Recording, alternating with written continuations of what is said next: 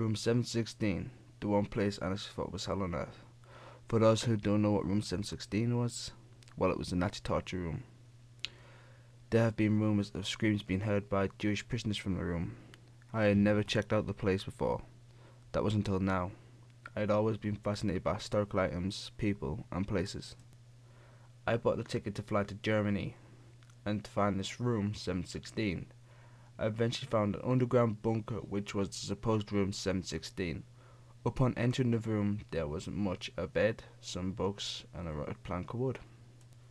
I found that under a plank of wood was another underground bunker going down. You could smell dead people reeking, and all you could see was blood. I knew something was being hidden, and I had to find out. Unfortunately, I was too terrified to continue.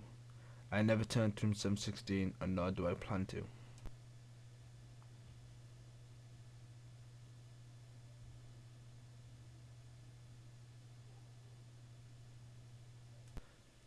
I have this lunch lady who seems kinda sketchy by the looks and the way she acts. She also serves this weird meat which she calls scraps and wraps. It's served every Monday, Wednesday, and Friday.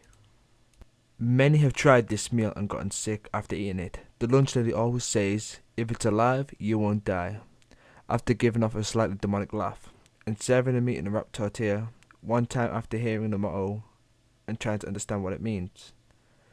I then unwrapped the tortilla and found living worms and organs inside the actual meal.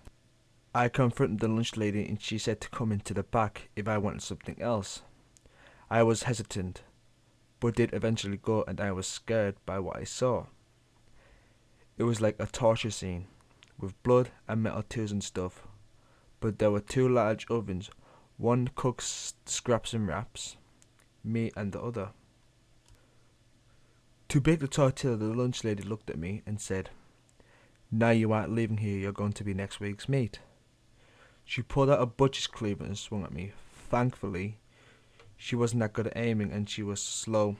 I hopped over the counter and went to the principal. He called the police and they arrested the lady, yet it was odd how they still serve scraps and wraps. I am never buying lunch there again.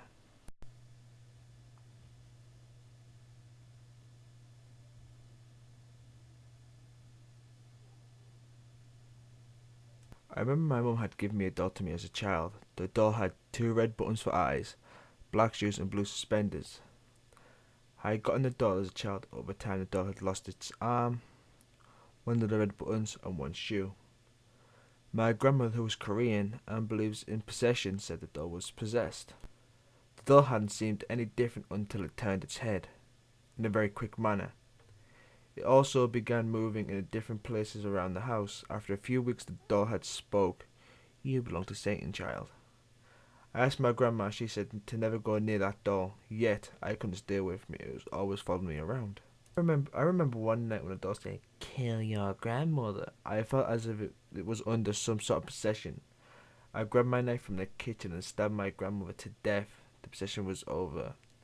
I had cried at what I had done. Now I live in a fear and regret for what I had done to my grandmother.